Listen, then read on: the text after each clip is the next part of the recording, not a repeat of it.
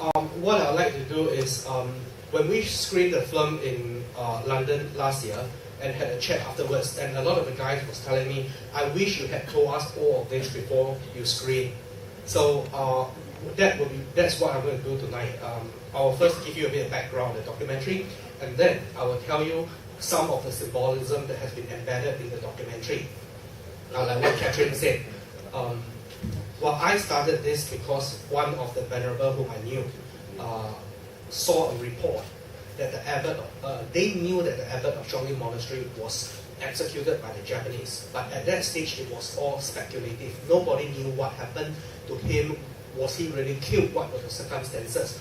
So in 1999 August, there was a newspaper report on this issue, and an elderly man was interviewed in the newspaper, and this elderly man claimed he was trained in the Zhonglin Monastery. So this Venerable Mancheng immediately saw the connection there, and she tried to contact the journalist, but she couldn't make any headway. So she carefully folded that paper and kept it in her drawer for the next 5 years. 2004, when she bumped into me, she said, "Aya, you always check this, check that. Help me to find this man." So that was how I got started. Now, a lot of interesting things happened from there. We did not actually start with a game plan. I just went around researching for the sake of researching. So went over about 7 weeks after she gave me the newspaper, I found that man still alive, living in the Hainan Island. So when I went and visit him, he was 87 years old. So very quickly, I learned how to use the camera. So we did audio-visual history interview. So when I came back, I started going through the archive to look for more material. And over the years, I went to UK, US, China, Malaysia, and of course Singapore archive collected more and more material. And then I decided, if I were to die or if there's a fire in my place, everything will be gone, and this thing will start from scratch. So I suggested, why not publish all our evidence into a book? As long as a copy of this book exists, this history will never disappear. So that was how we got about with the book. So then the title came about, like on the Lotus Hill, the title came into my mind about 48 hours before publication. You find out why it's called Light on the Lotus Hill.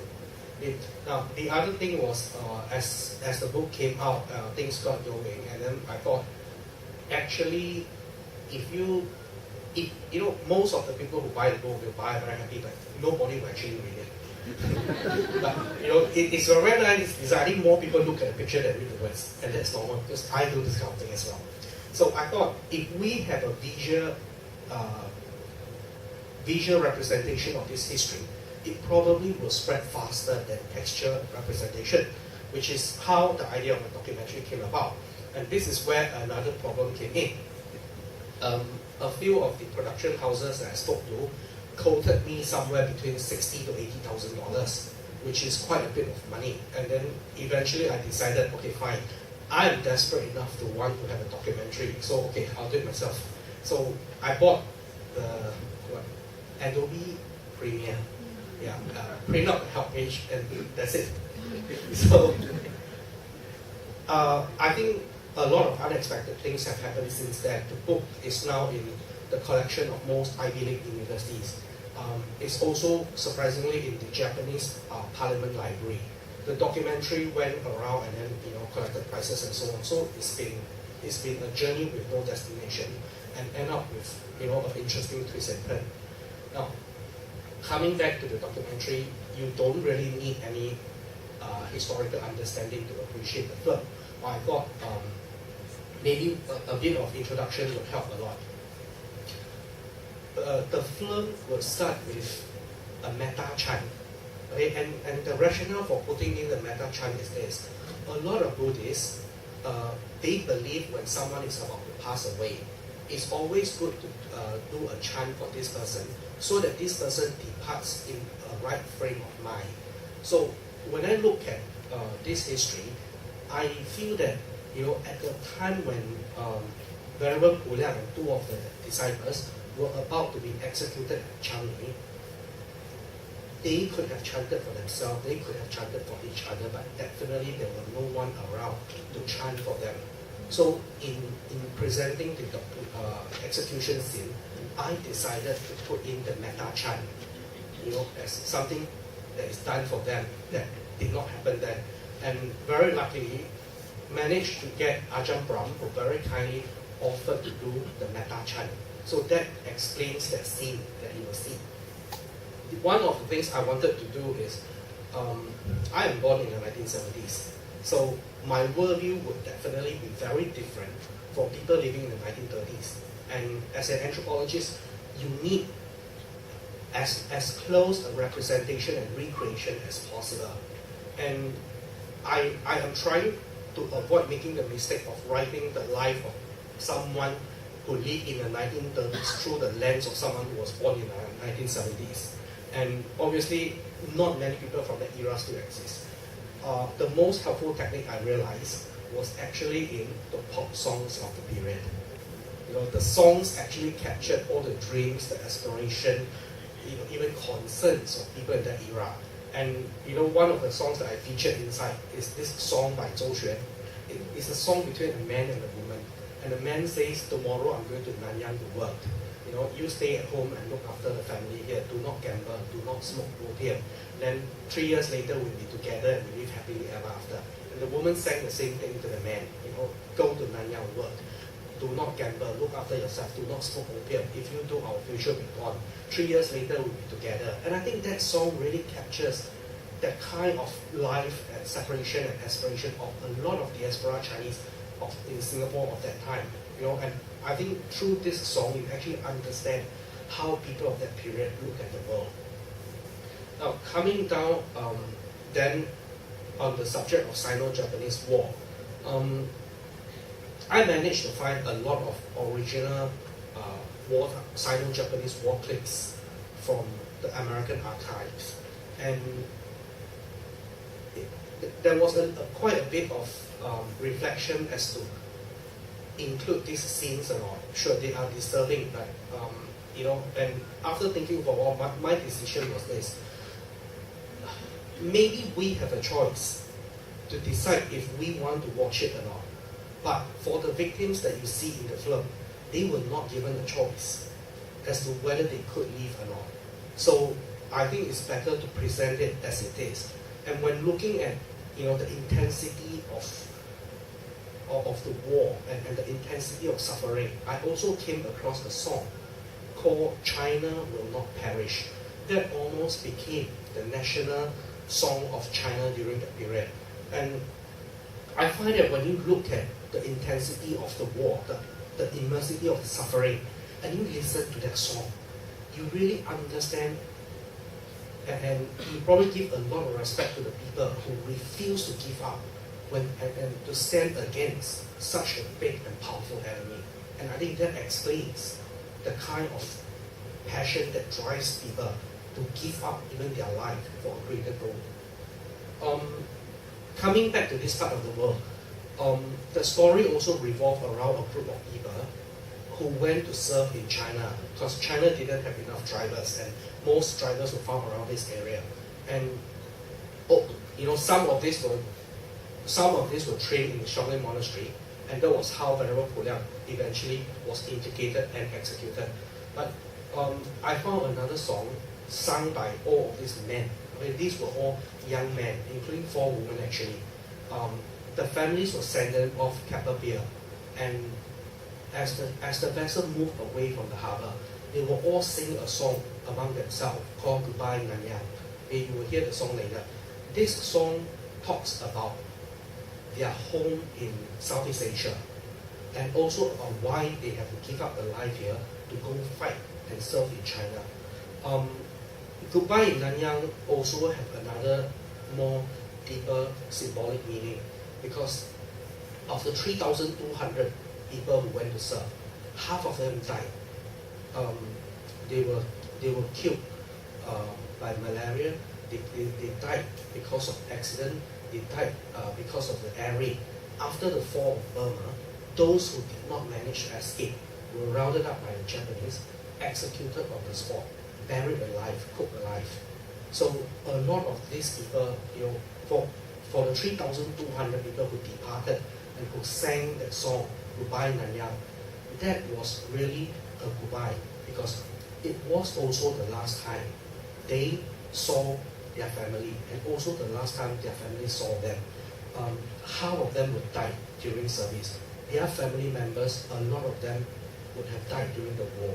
And for even those who survived, for many of them, for the rest of their life, they never knew if their family members were still alive or not. So that song again captures the intensity of that feeling, and I think by giving you all of this information, it helps you perhaps to connect better to the film. And then towards the film you will find the answer why is the film called Light on the Lotus Hill. So the background of this production really is I did it out of desperation because I don't have $60,000 to pay a production house. So you probably won't get, not probably, you definitely will not get a Hollywood standard production. But hopefully there's enough things inside the film to bring across the kind of feeling and passion I'm trying to portray. So okay, I think most of the people who are coming should be here by now. Let's watch the film and then we can do a Q&A. Thank you.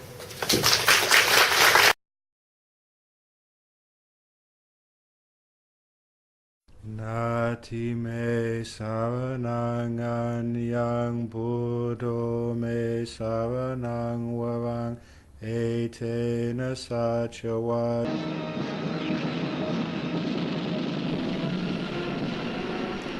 Despite the resistance, major cities in China fell within months.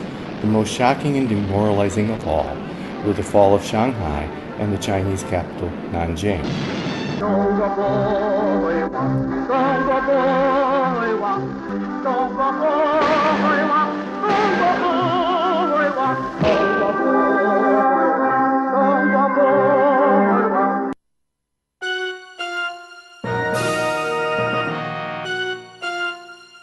抗战时期，人无分男女老幼，家无分儒释道微，均应尽国民一份子之责任，有钱出钱，有力出力。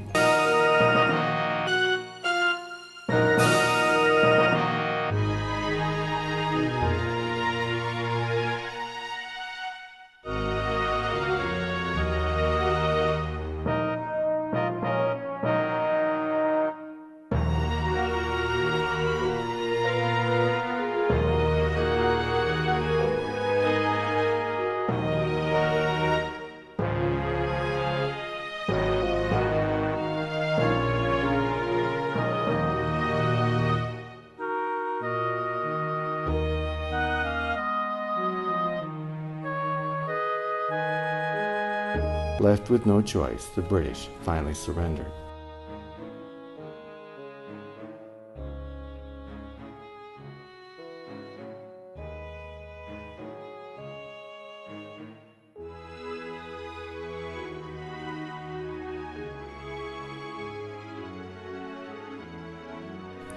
Singapore became Shinanto, or Light of the South.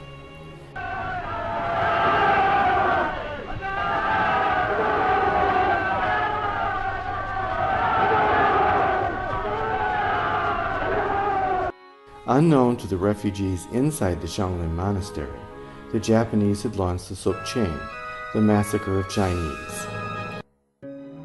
From the monastery, Venerable Puliang and his two disciples were taken to Jalan Besar Stadium and then to Changi Beach, where they were executed.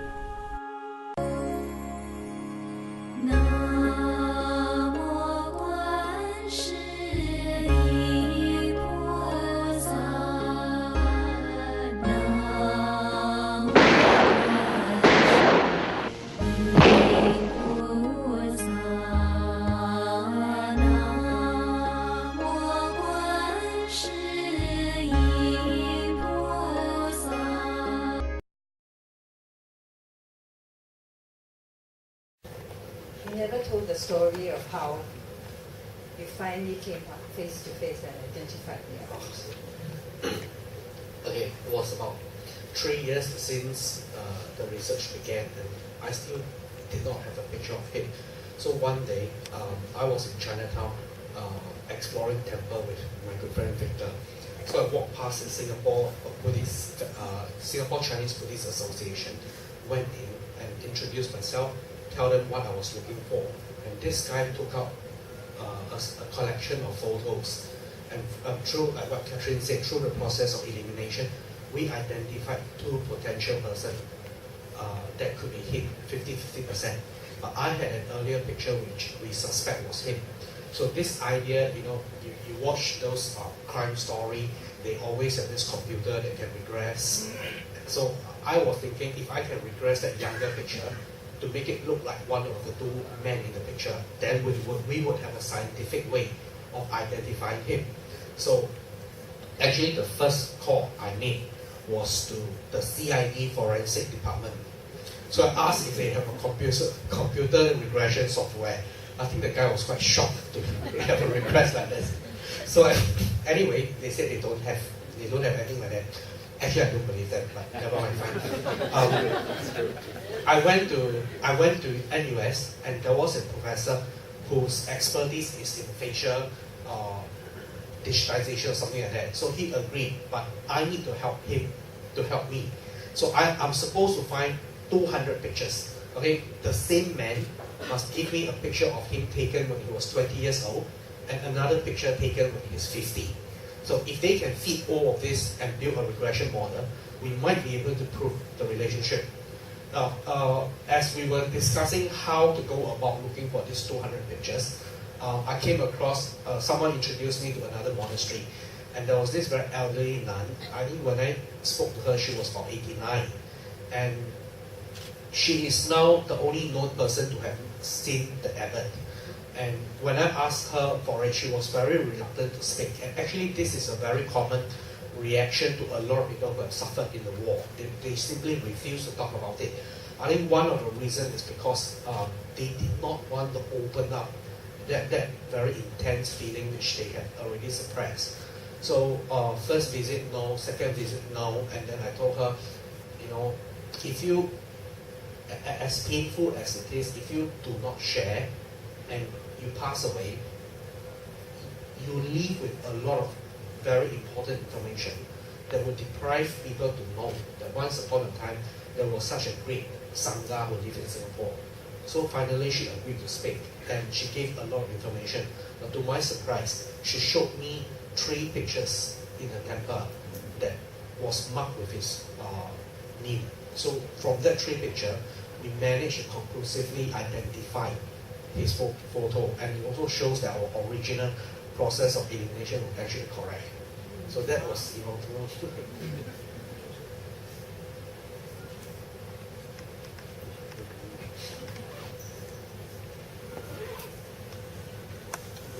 Chan, which would have been the most difficult segment in the whole process to piece together? I mean, was there a part where you took a while to figure out and get back, or were they equally difficult?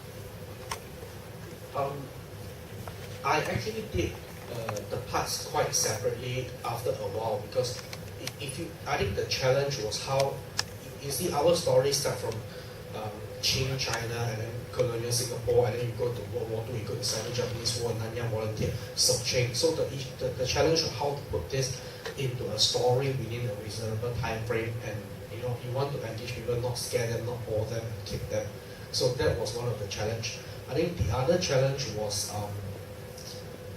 maybe the part on the executions, because that one I actually have quite a big footage on a lot of this. So what you have seen here is just a small percentage, and my experience was when I started looking into this over the course of many days, it did affect me, because for a few nights in a row I realized I was actually dreaming about all the footages I saw, and I was crying in my sleep, and so I decided, it's time to step back, go and do the other bits, and then coming back again. Like I said, the decision was whether or not to show the footages, and the rationale for showing them is because we can decide if we want to see them or if we want to show them. But the people you saw in the film. I don't know if you saw just now there was a kid that was dragged. Those people at that child, they did not have a chance to choose. So I think, unfortunately, war is war, and it is better to actually show it for people to understand what this is all about. I thought that was a great documentary. The way you spliced everything together. It was very authentic and very compelling.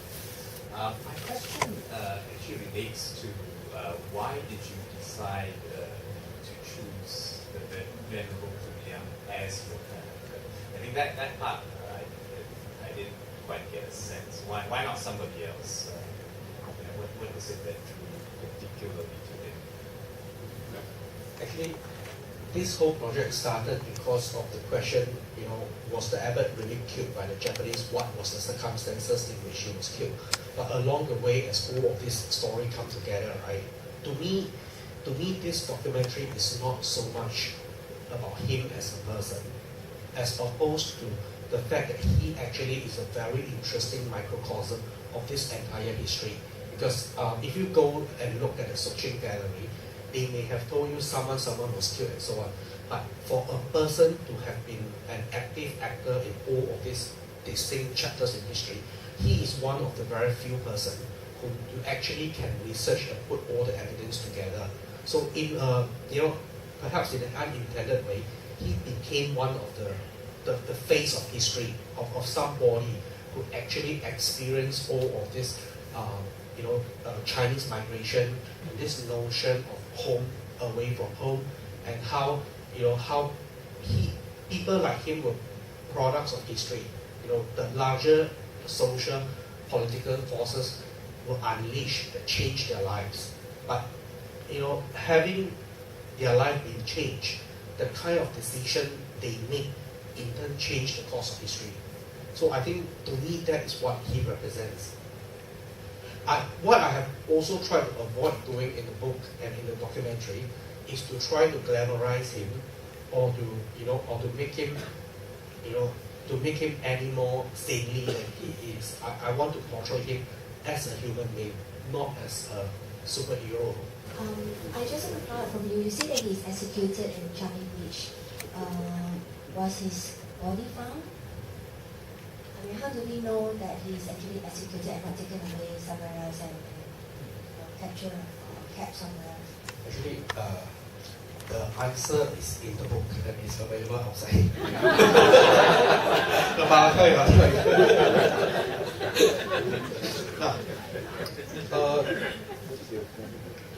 I suspected Changi Beach because I started looking at all the survivors of Soching.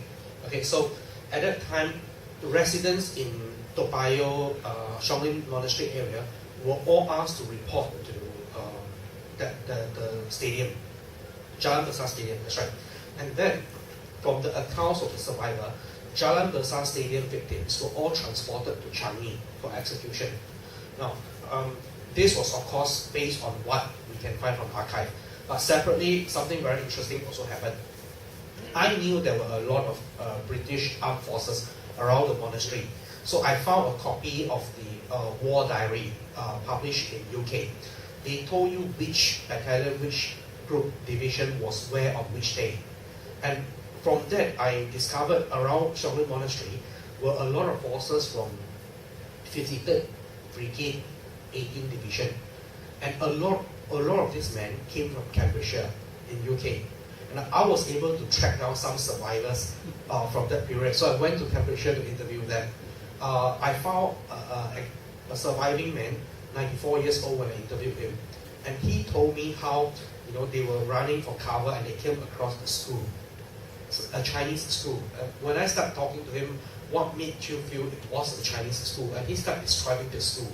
And I told him, actually Chinese schools were never that ornate or that luxurious. It's probably a few planks put together. So the school that you suspect, right, could have been the monastery because they were there during that few days. And this is one of the frustrations about this kind of research.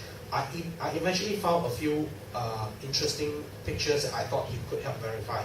When I called him 3 months later, the wife answered, and the wife told me, sorry, he's passed away last month. Now, but his neighbor was a woman whose father was also captured. And after his father returned to UK, she stayed with his father for the rest of his life. So his father told him all the stories he's got. So she's almost like the archive of his father's memory. I had a chat with this lady, and surprisingly, I did not expect this. She told me when her father was a POW in Changi, her father mentioned seeing 3 Chinese monks executed at the beach. So that gave another evidence of the site of execution. What I also subsequently found, which this is not in the book, the venerer was arrested almost 1 or 2 days after the surrender. And the first batch of Soching victims, the execution was carried out by the Imperial Guards, the most elite of the group. And all of those people executed within the first few days were people on the blacklist. China Relief Fund leaders and known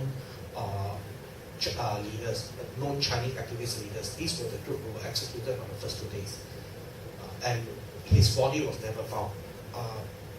The monastery tried to look, send people to look around for him or his body. They never found it. I will buy your book. The reason I explained, about the book is, as long as the copy of this book exists, this history will not be forgotten. As long as all the evidence are presented there, this history cannot be denied. And when it comes to printing the book, then obviously the cost and issue comes in. So I told Venerable Manching, if you look at the abbot's life, he started his monastery project in 1935. When the war broke out in 1937, he stopped his restoration project so that he doesn't compete with China Relief Fund for the same pool of donors. Okay, and then looking at his life, I'm convinced if he was not killed during the war, he would have continued with his monastery restoration project. So that's why I proposed to Venerable Manching, why not do this? Let's publish a book about his life. We sell the book, okay, and then the profit of the book will be donated in his memory to the Shongan Monastery. So I think by doing that, actually go one big circle, close a chapter.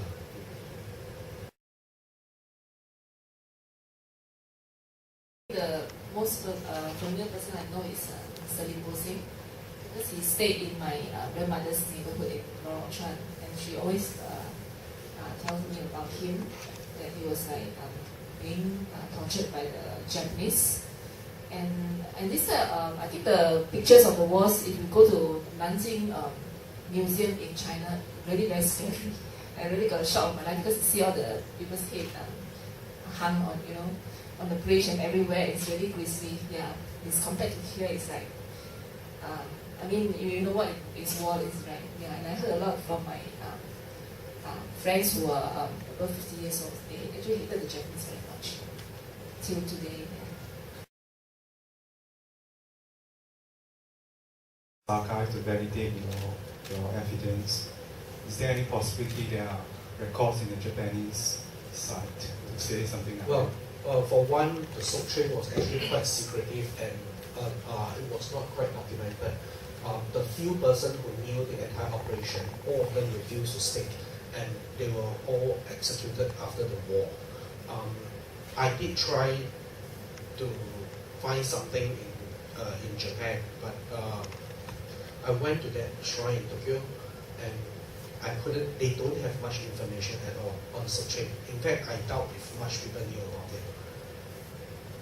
So the Japanese side, no, almost nothing.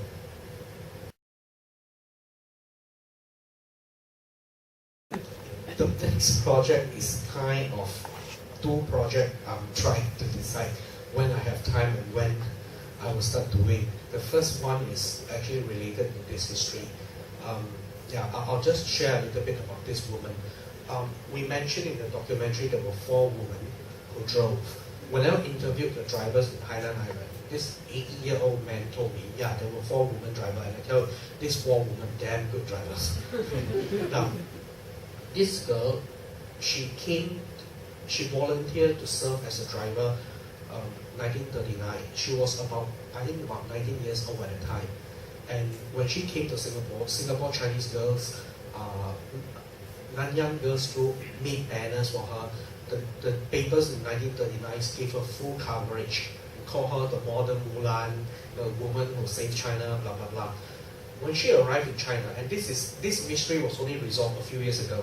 Apparently, when she arrived in China, nobody knew she was a woman. She had disguised herself as a man. And the Chinese researchers were still under the impression that we did not know she was a woman until I showed them all the newspaper, and then they knew, oh, okay. So along the way, maybe during the voyage, something changed. So she was known to be a man. When she drove on the Burma Road, she met with an accident.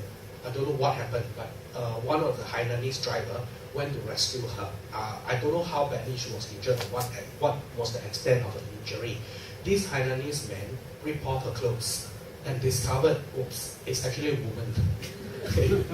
Now, when her gender was revealed, she was then deployed as a nurse. By then, she had already fell in love with this hero who rescued her. So they were already dating at the time. After the war, they came back to Penang and got married, relocated to Yangon, and the couple then ran a small coffee shop and had 9 children. Very nice story, right? Yeah. Now, when Zhou Enlai visited Burma, she represented Chinese woman, the overseas Chinese in Burma, to meet the Prime Minister. And Zhou Enlai told her, you might be living in Burma, but don't neglect your children's education. Send them over to China to study. The Guangzhou University has been established. So she sent 2 of her children, the 2 elder ones. They did very well. And she wanted to send the remaining 7. The husband was anti-communist, so he refused to go. She wanted, so she took the 7 children, went by herself. Yeah. Now, the second year of her arrival was Cultural Revolution. So they wanted to ask if she was ever a slave to the landlords. She said no. So they wanted to know what was her father. Her father was a businessman. So she was labeled capitalist. And they wanted to know what did she do during the war. So she told them she was a Nanyang volunteer, which meant she sided with the nationalists. So for all of this, she was sent to be re-educated. And her re-education meant every day they dragged her out and physically, verbally humiliated her. So on the night of 26 August 1969, she waited for 7 of her children to go to bed. And then she went to the kitchen, took the kitchen knife, cut both her wrists, thrust the knife into her throat, and she died. The next morning, when the 7 children saw the mother in a pool of blood, they were all crying, and the Red Guards came. The Red Guards told the children, she is anti-communist, and she is dead. You are not allowed to breathe, and you must draw a line and never have anything to do with this woman. So, the 7 children fled to Hainan Island where the grandparents were. And after the Cultural Revolution, with the help of descendants of Mr. Tan Kaki, they actually went back to look for the mother's grave. And after digging for a few days, they found a body wrapped in nylon net, and which they recognized to be the net, the mosquito net they brought with them from Yangon. So that was how they found her body. The Chinese government side, by the late 80s, recognized, they reversed their position, and they declared Nanyang volunteers as national heroes and not anti-communist. So a lot of effort was put into going into prisons to search for Nanyang volunteers still in prison, releasing them, giving them a certificate to declare them as war hero. And on top of that, they are given lifelong pension and lifelong medical care, even to this day. And they built 2 monuments in memory of Nanyang volunteers. Now, this woman's husband, she stayed on in Yangon. By the 1960s, with the anti-Chinese wave going on, he relocated to Taiwan, and I think he passed away there. So I'm trying to locate his tomb in Taiwan. So this is one of the project I'm working on. But I think these are all the very intense history, which doesn't quite fit into the official historical discourse in this part of the world. But these people who have done so much, they deserve their place in history, which is why I think this kind of project helped to put them and give them back the place they deserve in history. Thank you, Chan, for very moving documentary and all your hard work. I'm very curious, in all your screenings of this documentary, have you had any new leads in terms of triggering someone's memory, or someone has been interested in digging out archives to build upon the story that you've told about the Battle of Napoleon? Thank you. So far, unfortunately not yet. One of the reasons is because the only known person who has seen the abbot has passed away, and she saw him as a very young lady. And in fact, most of the information I found was through oral history archives and the 1939 newspaper. Yeah, but anyway, since tonight is BUKIT BROWN, we should link a bit to BUKIT BROWN. Give a bit of, I think that is one of the reasons why material culture is so important. If you look back at the monastery today, the only two pieces of material culture related to Battle of Napoleon is the 1920s tablet that he put in with the end of the restoration. If there had been more material culture surrounding him, his memory probably would have been easier to be discovered. And I think for the same reason, in BUKIT BROWN, the few times I've been with you guys, there are still a lot of stories waiting to be told, a lot of memories waiting to be revived, and a lot of maybe stories that need to be told. And I think this is where BUKIT BROWN comes in as very important. And it's very easy to destroy. Once destroyed, forever gone. Thank Chan for, as Claire said, a very moving documentary and a lot of passion and hard work. Actually, he has some stories he could have shared on meeting some of the people he interviewed. But that, we will leave it to him to put in his new book. On reflection, when he talked about BUKIT BROWN, I'm reminded of the theme of the exhibition, which is Our Roots, Our Future. And I reflected on what I saw. What I saw was Nanyang migrants to Nanyang, who felt it important, rooted, to protect the roots of their country. I think at the back of their minds, they also believed that it was important for their future in Southeast Asia. Thank you for coming. Yes. Actually, now that you mentioned this, I have something to share as well. I don't know why there's this. I don't know why there's always this impression that young people are not interested in history. I think that's simply not true. I don't know. Someone out there came up with this idea, and then it's perpetuated in all of the media. I mean, look at BUKIT BROWN. BUKIT BROWN. I don't know. My experience is I came back to Singapore in 2004, and my experience was when I was in the university, I belonged to the Hokkien gang.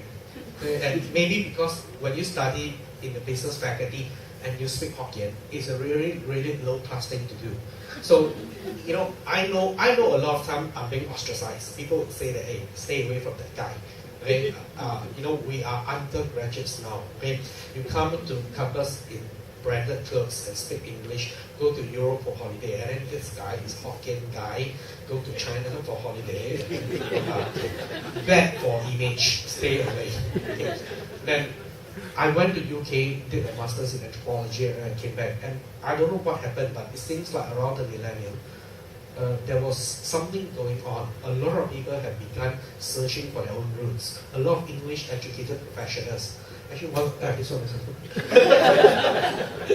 Victor started one of the most popular Yahoo group around exploring Chinese heritage, Chinese temple, and so on. And I think that there are actually a lot of people very active going around geeking.